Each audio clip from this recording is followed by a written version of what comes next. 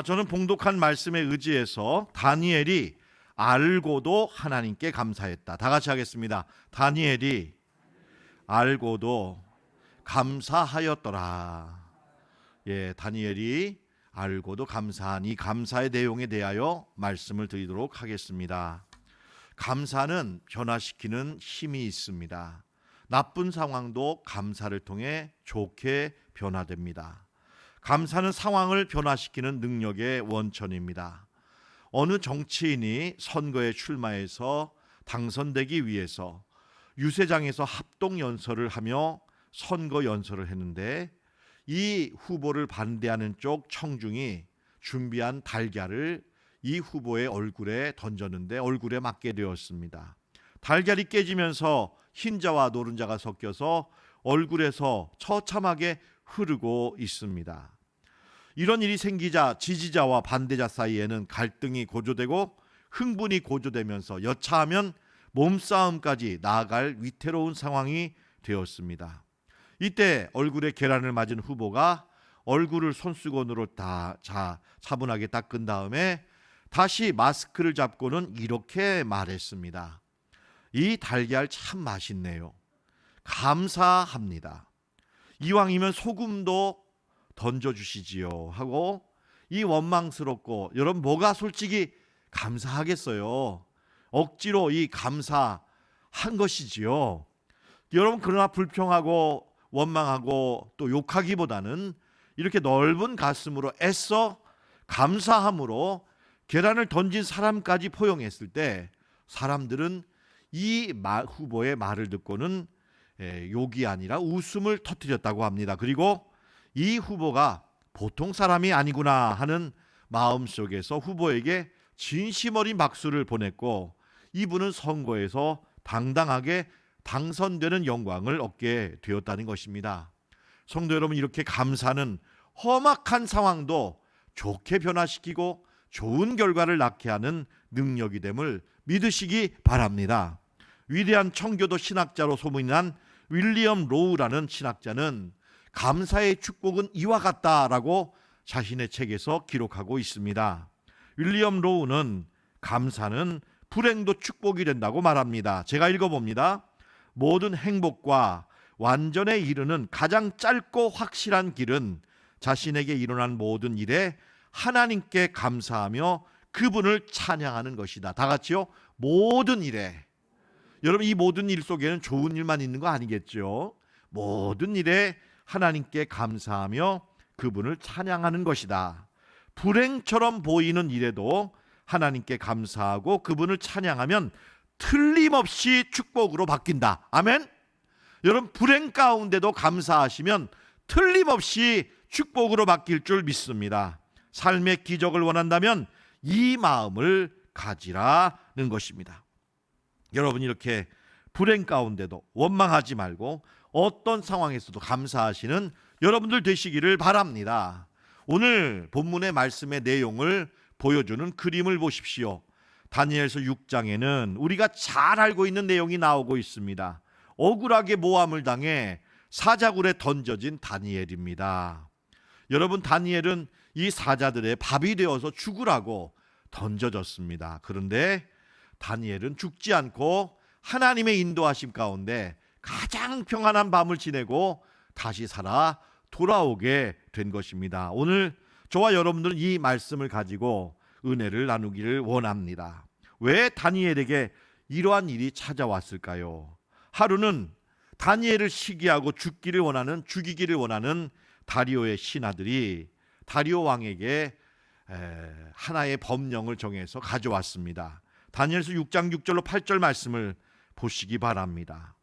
여러 총리와 고관들이 왕에게 나가서 다리오 왕에게 한 금령에 도장을 찍어달라고 말합니다. 내용인즉슨 앞으로 30일 동안 다리오 왕, 신과도 같은 이 위대한 다리오 왕 아닌 어떤 사람이나 어떤 이름 앞에 무릎을 꿇거나 예배드리는 사람은 당장에 사자굴에 던져 넣기를 원합니다 라는 여러분 이 금령의 조서에 도장을 찍어달라고 여러분 왕의 신하들이 다리오 왕에게 가져온 것입니다.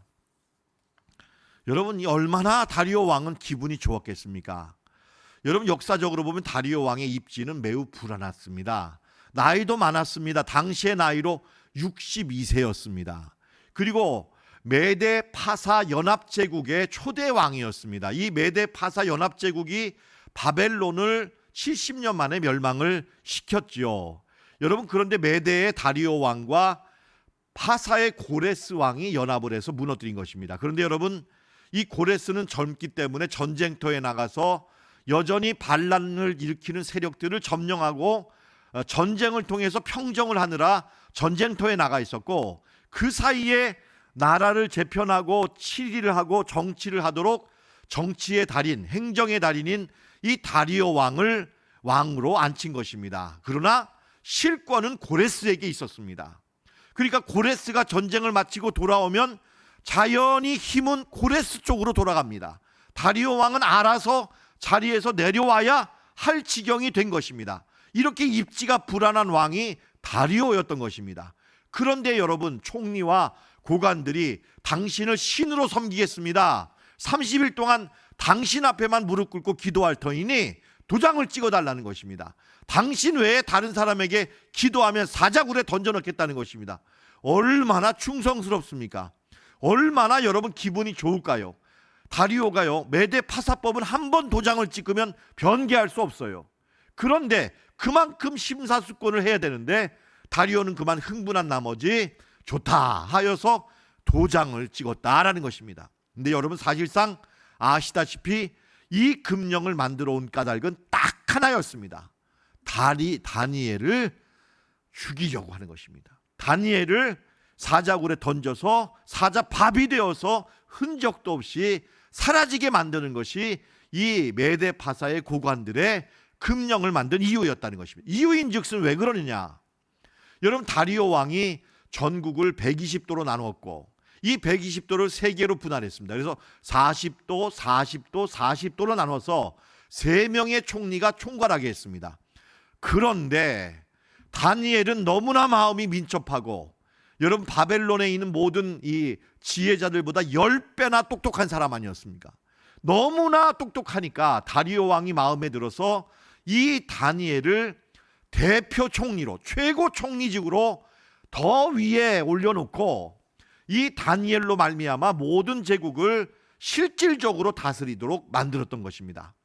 여기에 대하여 고관들이 시기와 질투를 한 것입니다. 왜냐? 여러분, 다니엘은 바벨론에서도 서열 3위의 고위직에 있었습니다.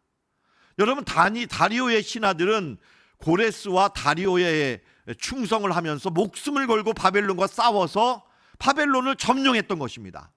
다니엘은 그 적대 국가, 점령 국가의 고위직 공무원이었던 것입니다. 여러분, 우리가 점령한 나라의 포로가 우리보다 머리 위에 올라가서 우리를 이래라 저래라 하면 기분이 좋겠습니까? 안 좋죠. 여러분, 우리가 충성해서 뺏은 나라에 우리 머리 위에다가 다니엘이 올라가니까 이건 말도 안 된다. 이 다니엘은 우리가 가만둘 수 없다. 어떻게든지 죽여야 된다. 여러분, 이렇게 해서 다니엘을 죽이기 위해서 다니엘을 연구해 보니까 다니엘은 하루에 3번씩 예루살렘을 향해 창문을 열어놓고, 여러분, 그리고는 하나님을 향해 기도하고 있더라는 것입니다. 그래서 이걸 가지고 다니엘을 잡아 죽이려고 그런 어처구니 없는 그러한 내용을 가진 법령을 만들어서 여러분, 다리오의 도장을 받게 된 것입니다. 여러분, 이 사실 속에서 다니엘은 어떻게 이 과정 속에서 행동을 했는가? 여러분, 다니엘은 알았다라는 것입니다. 참, 여러분, 오늘 10절 말씀을 보시기 바랍니다.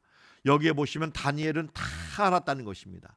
그리고도 이렇게 행동했습니다. 어떻게 행동했는가? 우리 10절 말씀 다시 한번 우리 확인하면서 이 10절 말씀의 내용을 읽어보겠습니다. 우리 영상으로도 예배하시는 우리 성도님들 함께 읽어주시면 감사하겠습니다. 다 같이 읽겠습니다. 시작. 다니엘이 왕의 도장이 찍힌 것을 알고도 자기 집에 돌아가서는 윗방에 올라가 예루살렘으로 향한 창문을 열고 전에 하던 대로 하루 3번씩 무릎을 꿇고 기도하며 그의 하나님께 감사하였더라. 여러분, 이 10절은 참 짧지만 많은 이야기가 담겨 있습니다. 먼저 여러분, 오늘 이 10절은 우리에게 다니엘은 다 알았다라는 것입니다. 이미 말씀드린 대로 다니엘은 얼마나 마음이 민첩한 사람인지 모릅니다. 여러분, 이 바사의 모든 제국에 흐르는 내용들을 다 손바닥 보듯이 다니엘은 다 알고 있었을 거예요. 그러니까 자기를 죽이려고 이 총리와 고관들이 짜고 있다는 거 알았어요. 여러분, 모든 흐름과 동정을 알았어요. 만약에 저 같으면 이렇게 했을 거예요. 어느 날 다리오가 왕을 찾아뵀을 거예요. 임금님, 앞으로 이 사람들이 이런 내용의 조서를 가져올 텐데 이건 함정이에요. 임금님 조심하셔야 됩니다. 이거 충성하는 거 아니고 아첨하는 거고 모함하는 겁니다. 저를 잡아 죽이려고 제가 하나님께 하루에 3번씩 기도하는 것을 금지시키려고 이런 법을 만든 것인데 임금님 이거 허락하시면 안 됩니다. 아마 여러분 이렇게 하면서 다니엘은 미리미리 조처를 해서 이런 일이 없도록 했을 것입니다. 근데 여러분, 다니엘은 다 알고도 내버려 두었다라는 것입니다. 총리와 고관들의 계획을 가로막거나 방해하지 않았습니다. 여러분, 이거 분명한 사실입니다. 다니엘은 알고도 내버려 두었다라는 것입니다. 왜 그럴까요? 충분히 가로막고 무산시킬 수 있는데도 내버려 두었다는 것입니다. 저는 여기서 다니엘의 신앙을 봅니다. 여러분, 다니엘은 인간적으로 자기를 보호할 수 있었지만 하지 않았다는 것입니다. 왜요? 하나님께 맡겼습니다. 하나님께 온전히 다 맡기기를 결단한 것입니다. 하나님께서 처리하시도록. 여러분, 과거의 다니엘은 자기 친구 사드락, 메삭, 아벳느고가 이와 비슷한 모함을 당했습니다. 그래가지고 금신상에 절하지 않으면 7배나 뜨거운 풀무불에 던져 넣을 것이다 라는 위협 속에서 한 번만 더 기회 줄 테니 절하라 해도 절하지 않자 드디어 7배나 뜨거운 풀무불 속에 던졌습니다. 여러분, 그리 아니하실지라도 가겠습니다 하는 이 세 친구들이 불 속에 들어갔지만 하나님의 아들 인자 같으신 이가 나타나서 그들을 감싸주시고 보호해 주셔서 타지도 않고 죽지도 않고 살아난 줄로 믿습니다. 하나님께서, 여러분, 풀무불 속에서도 건져주신 하나님이 내가 하나님께 맡길 때 사자굴에서도 나를 지켜주시리라, 이 사실을 믿은 줄로 믿습니다. 또한 여러분, 느부갓네살 왕이 어느 날 꿈을 꿨지 않습니까? 그런데 여러분, 꿈을 꿨는데 그 꿈의 내용도 알려주지 않고 내가 무슨 꿈을 꿨는지, 그 꿈의 내용이 해몽이 뭔지를 알려달라, 그렇지 않으면 죽이겠다, 어처구니 없는 명령을 내렸지만 여러분, 하나님이 어떤 분이셨어요? 기도하자 느부갓네살의 꿈의 내용을 다 알려주시고 그 꿈의 해몽까지 알려주셔서 결국은 여러분 죽을 위기를 넘기게 하시고 높이 하나님은 올려주셨던 것입니다. 여러분, 이 두 가지 경험을 통해서 다니엘은 하나님이 어떤 분인가를 알았습니다. 여러분, 그리고 인간적으로 자기를 보호하는 것보다는 하나님께 맡기는 게 복이 된다는 것을 알게 된 것입니다.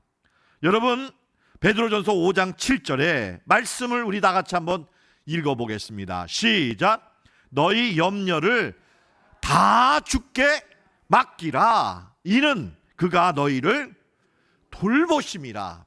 여러분, 다니엘처럼 다 주님께 맡기십시오. 온전히 주님께 맡기십시오. 주님이 책임져 주실 줄 믿습니다.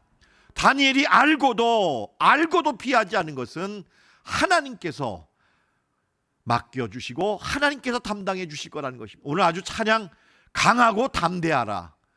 야, 여러분, 강하고 담대하시기를 축복합니다. 둘째로 다니엘은 신앙의 용기를 가지고 분별했습니다. 여러분, 저기에 참 애매한 구절이 나와요. 다리오 왕, 여러분, 나중에 다니엘이 고소를 당하고 사자굴에 던질 위기가 되자 그제서야 다니엘은 자기가 속임을 당했다는 것을 압니다. 자기가 도장을 찍은 이 메대와 파사의 금령이 절대 변개할 수 없긴 하지만 이 내용 자체는 잘못되었다는 것을 나중에 알게 됩니다. 여러분, 그렇지만 변개할 수가 없어서 하루 종일 다니엘을 건지려고 하다가 안 돼서 하는 수 없이 다니엘을 사자굴에 던지도록 허락합니다. 여러분, 이것은 빌라도가 아무 죄가 없는 예수님을 십자가에 달려 죽게 만들도록 만드는 여러분 그런 모습이나 똑같은 불의한 일입니다. 옳지 않으면 하지 않으면 되는 것입니다. 여러분, 법을 변개해서라도 이 잘못된 법을 고치고 다니엘을 건졌어야 합니다.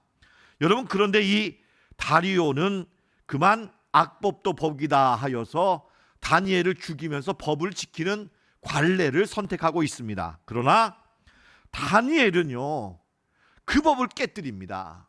악법은 법이 아니다. 하나님께 불순종하도록 법으로 금지시키는 것은 이건 지킬 가치도 없다. 여러분, 그리하여서 다니엘은 지혜롭기 때문에 이 악법을 깨뜨림으로 지혜로운 선함을 이루는 모습을 우리에게 보여줍니다. 여러분, 지혜는 용기 있게 선을 행하는 것이 지혜입니다.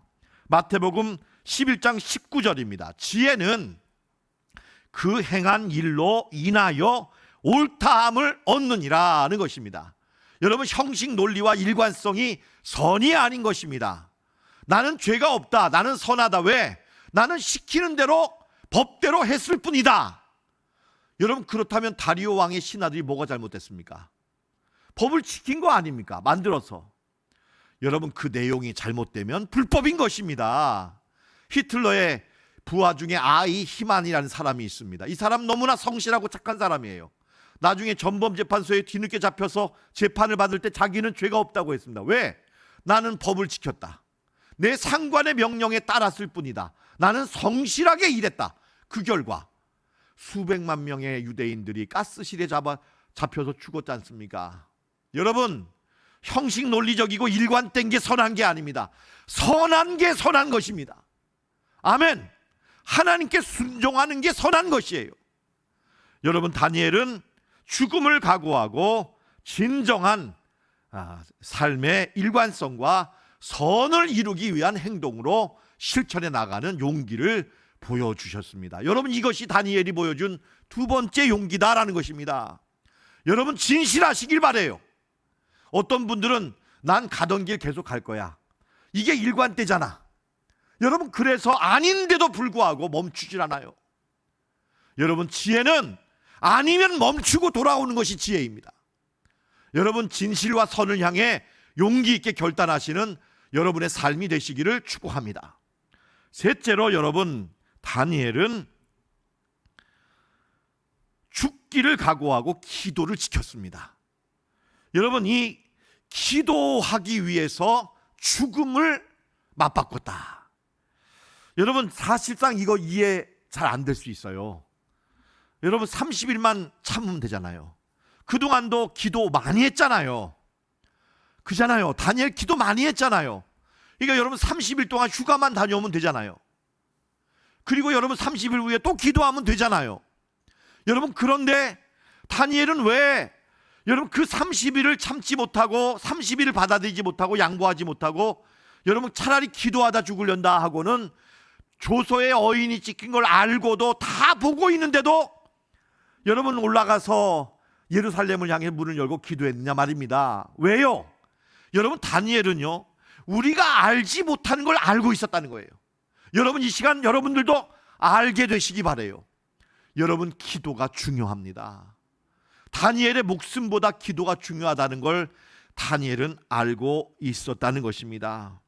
기도가 얼마나 중요한지를 알기에 다니엘이 이렇게 행동했어요. 여러분, 이 다니엘이 기도가 왜 중요한지 역대하 6장 38절이 우리에게 다니엘의 기도의 중요성과 의미를 보여줍니다. 제가 읽어보겠습니다. 여러분, 이 구절 잘 주목해 주시면 고맙겠습니다.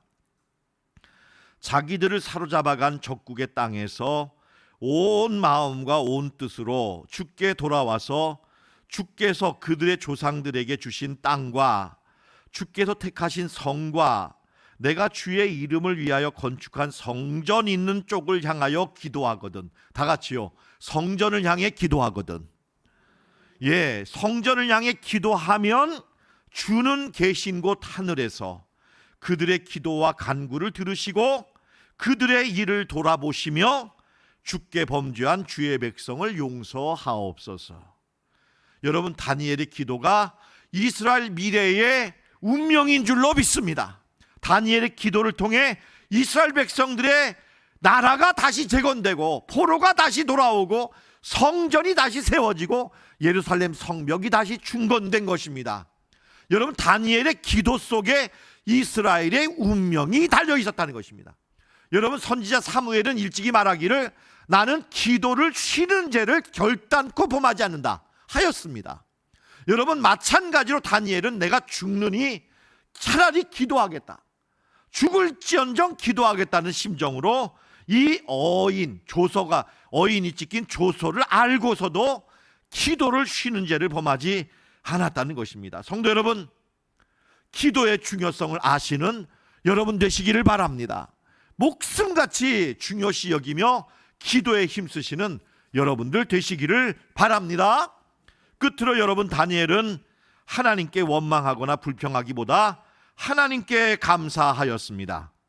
여러분, 이 대목에서 다니엘이 우리에게 보여주는 감사는 너무나 여러분 충격적입니다. 다니엘의 이 감사, 저는 다니엘서를 읽을 때마다 이 6장 10절에 다니엘이 감사하였더라는 이 감사하였더라는 구절 앞에 가슴 떨리게 늘 흥분을 느끼면서 지나갑니다. 아니, 도대체 이 다니엘의 감사의 이 수준이 얼마나 놀라운지 저는 늘 충격을 받는 것입니다. 큰 도전과 깨달음을 주는 다니엘의 감사가 여러분에게도 이어지게 되시기를 바랍니다. 여러분, 다니엘은 사실 아무 죄도 없이 하나님께 신실하게 기도하고 예배했다는 이유로 무서운 죽음의 함정에 빠졌습니다. 여러분, 그러니 인간적으로 충분히 이 대목에서 하나님을 원망할 수도 있는 상황입니다. 적어도 도저히 하나님께 감사할 수 없습니다. 왜 이런 일이 일어나는지 알 수 없습니다. 여러분, 그러나 다니엘은 바로 이때 하나님의 선하신 뜻과 계획을 알고 감사한 것입니다. 성도 여러분, 왜 다니엘이 기도를 못하게 30일 동안 못하게 막았느냐? 이거는 영적인 싸움입니다. 다 같이 하겠습니다. 영적인 싸움이다. 왜요? 여러분, 다니엘서 10장에 보시면요, 공중에 이 파사 페르시아 제국의 이 공중에 권세 잡은 악한 영들이 여러분 가득 역사하고 있었는데, 다니엘이 기도하니까 하나님이 다니엘의 기도를 들으시고 가브리엘 천사로 하여금 기도응답을 전달하도록 보내셨어요. 근데 이 바사국 군주인 이 악한 영들과 치열하게 싸우면서 기도응답이 안 되도록 가로막고 있었단 말입니다. 그런데 다니엘이 기도하자 하나님이 미가엘 천사를 보내서 싸우게 하고 영적인 싸움에서 승리하게 만들었습니다. 여러분, 그 말씀을 한번 다니엘서 10장에 나오는 말씀을 한번 제가 여러분에게 보여드리겠습니다. 다니엘서 10장 13절입니다. 그런데 바사 왕국의 군주가 21일 동안 나를 막았습니다. 여기 가브리엘을 막았다는 것입니다. 가브리엘이 기도응답을 하는 것을 막았으므로 내가 거기 바사 왕국의 왕들과 함께 머물러 있었더니 계속 다니엘이 기도할 때에 가장 높은 군주 중에 하나인 미가엘이 와서 나를 도와주었다는 것입니다. 만약에 여러분 30일 동안 다니엘이 기도를 중단했다면 공중에서 천사들이 이기지 못했을 것이다. 상황은 어둠의 영들의 승리로 끝났을 것이다. 여러분, 그러니까 30일 후에 기도해봤자 소용이 없었을 것입니다. 여러분, 이것이 영적인 세계에서 일어나는 실상이라는 것을 다니엘은 알았던 것입니다. 여러분, 기도하면 영적으로 승리할 줄로 믿습니다. 여러분, 그리하여서 다니엘은 고난 속에서도 하나님께서 이 고난을 통과하면 나에게 영적인 승리를 주시고 이 영적인 승리를 통해서 하나님은 놀라운 기도응답의 체험을, 기도응답의 축복을 나에게 주실 줄로 믿었던 것입니다. 여러분, 그리하여 다니엘은 도저히 감사할 수 없는 상황에서도 이러한 하나님의 선하신 뜻과 계획을 바라보면서 감사하였다는 것입니다. 여러분, 다니엘은 최대의 죽느냐 사느냐 하는 위기를 감사함으로 돌파하였습니다. 여러분, 미리 승리할 줄 믿고 미리 응답받을 줄 믿고 감사하는 이 감사가 다니엘의 감사였던 것입니다. 우리 빌립보서 4장 6절에 있는 말씀을 보겠습니다. 아무것도 염려하지 말고 다만 모든 일에 기도와 간구로 너희 구할 것을 감사함으로 하나님께 아뢰라. 같이 하죠. 감사함으로 아뢰라. 여러분, 이 빌립보서의 말씀은요, 기도 응답이 아직 임하지 않을 때의 얘기입니다. 여러분, 그런데 기도할 때 이미 감사하래요. 왜요? 받은 줄로 미리 믿고 감사하라. 여러분, 이 감사가 여러분에게도 임하시길 축원합니다. 다니엘의 감사는 여러분 아직 뭐가 이루어진 게 아니에요. 오히려 감사했지만 다니엘은 사자굴에 들어갔습니다. 여러분, 그렇지만 하나님께 감사하면 이 사자굴도 최고급 호텔로 변할 줄로 믿습니다. 그렇게 믿고 감사했다라는 것입니다. 성도 여러분, 고난 속에서도 미리 보면서 감사하시는 여러분들 되시기를 축원합니다. 저는 이 대목마다 여러분에게 간증하는 내용이 있습니다. 여러분 아마 반복적으로 들으신 내용이겠지만 저도 부목사로서 오랫동안 훈련을 받을 때 여러 가지 위기와 아픔과 억울한 일이 있었습니다. 모함을 당해서 목회를 그만둬야 할 정도로 억울하고 눈물 나는 일이 있었습니다. 그때 제가 참 이 흐르는 강물을 보면서 혼자서 하나님을 찾으면서 기도했을 때 이 찬양을 듣고 제가 다시 일어났습니다. 제가 그 가사를 어저께 그 찬양을 들으면서 설교를 준비하고 그 가사를 여러분 앞에 소개하려고 쳐왔습니다. 한번 화면을 보시겠습니다. 왜 나만 겪는 고난이냐고, 왜 나만 이렇게 억울한 일이 찾아왔냐고 충분히 불평할 수 있다는 것입니다. 여러분, 이 대목까지는 저 이해됐어요. 그런데 두 번째 대목을 보세요. 고난의 뒤편에 있는, 고난의 뒤에 숨어 있는 주님이 주신 축복이 있다는 거예요. 여러분, 참 저는 이 구절이 놀라웠어요. 야, 고난 속에 축복이 숨어 있구나. 고난이 지나가면 하나님이 축복을 예비하시는구나. 이 가사가 그걸 깨닫게 해주더라. 그걸 미리 보면서 감사하라. 뭐 이런 말이 다 있어요. 이건 정말 상상할 수도 없는 말이었는데 제가 이때 얼마나 이게 은혜로웠는지 몰라요. 아, 그렇구나. 내가 지금 이러고 있을 때가 아니라 오히려 이렇게 눈물 나고 한숨 씻고 탄식할 때 내가 이때 하나님께 감사드릴 때구나. 할렐루야. 감사드릴 때구나. 여러분, 그래가지고 감사드렸어요. 이 찬양을 통해서 감사드렸어요. 여러분, 감사드린 대로 응답이 된 줄로 믿습니다. 고난의 뒤편에 있는 주님이 주시는 축복을 미리 보면서 감사하세요. 당신이 잃은 것보다 주님께 받을 은혜가 더욱 많음에 감사하세요. 여러분, 이 감사가 다니엘의 감사인 줄로 믿습니다. 다니엘이 이렇게 감사했을 때 어떤 일이 생겼는가? 첫째로 여러분, 하나님은 상황을 완전히 역전시켜 주셨습니다.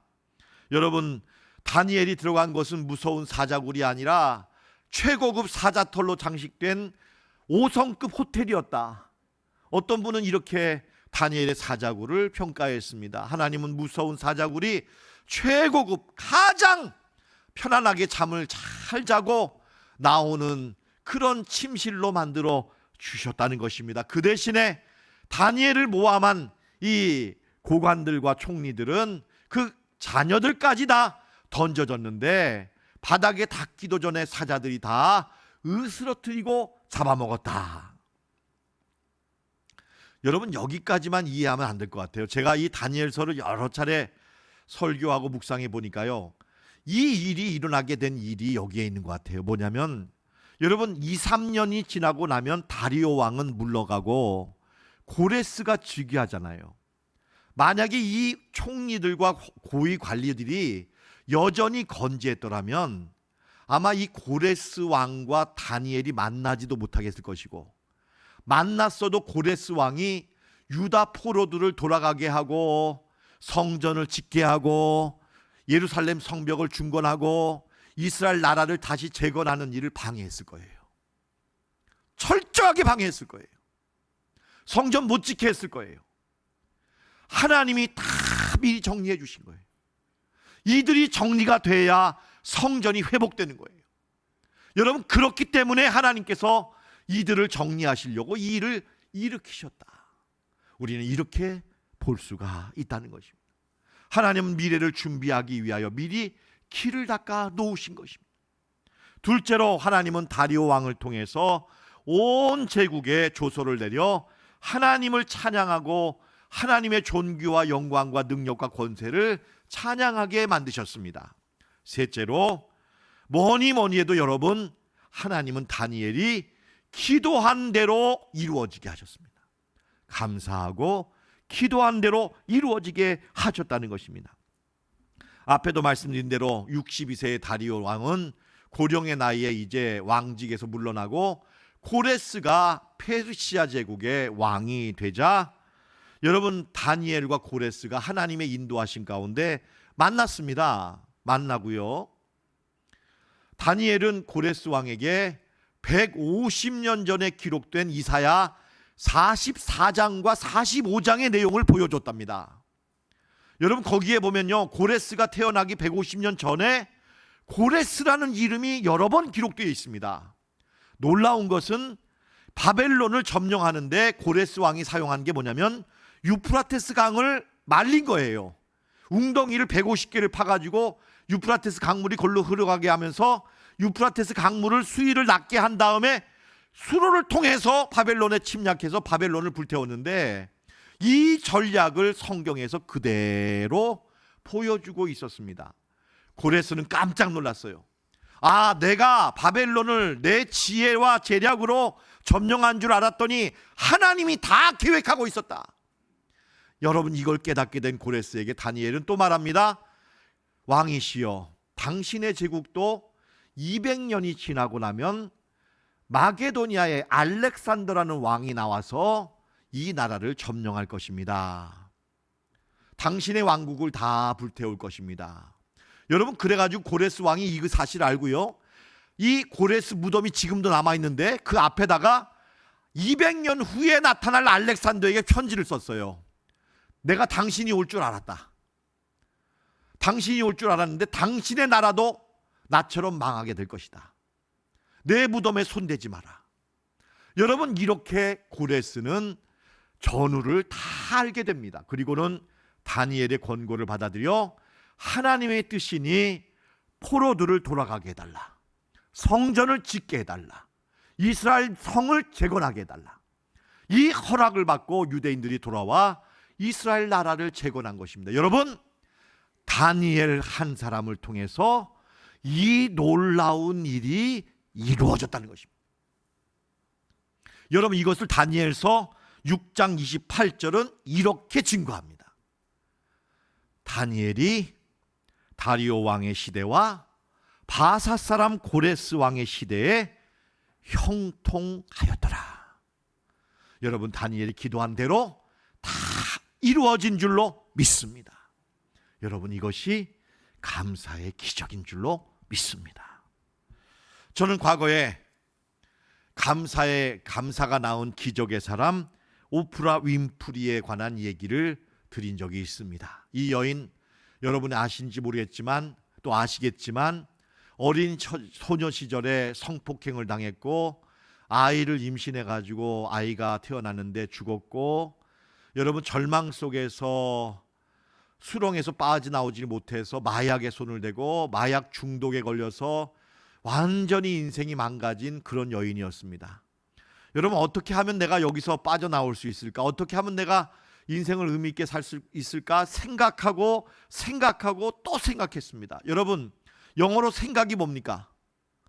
영어로 생각하다가 뭐예요? think입니다. think and think and think. 여러분, 이 think에서 나온 말이 뭡니까? thank입니다. 감사. 여러분, think에서 thank가 나왔어요. 생각에서 감사가 나왔어요. 여러분, 생각 끝에 오프라 윈프리가 한 게 감사하는 일이었습니다. 여러분, 감사하지 않을 것도 감사했습니다. 모든 것에 감사, 하루에 자기 전에 5가지를 무조건 감사했습니다. 여러분, 그러자 이 윈프리의 인생이 감사의 인생이 되었다는 것입니다. 여러분, 이 오프라 윈프리는 이 감사의 삶이 얼마나 가치 있는지를 이렇게 확실하게 소개하고 있습니다. 이 윈프리의 말을 마지막으로 소개하고 말씀을 마치겠습니다. 당신이 가장 덜 감사할 때가 바로 감사가 가져다 준 선물이 가장 필요할 때다. 가장 덜 감사할 때가 여러분이 가장 감사할 때인 줄 믿으시기 바랍니다. 아멘.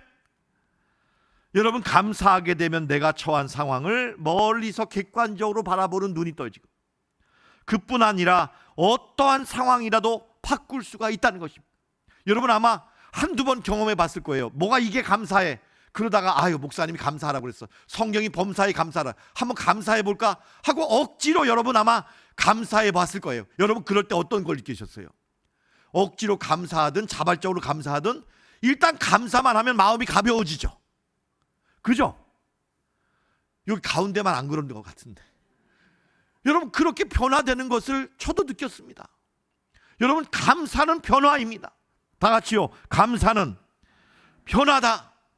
감사하는 것이야말로 당신의 인생을 바꿀 수 있는 가장 빠르고 쉽고 강력한 방법이라는 것을 알아달라고 오프라는 우리에게 말하고 있는 것입니다. 성도 여러분, 저는 여러분에게 믿음으로 말합니다. 감사한 대로 됩니다.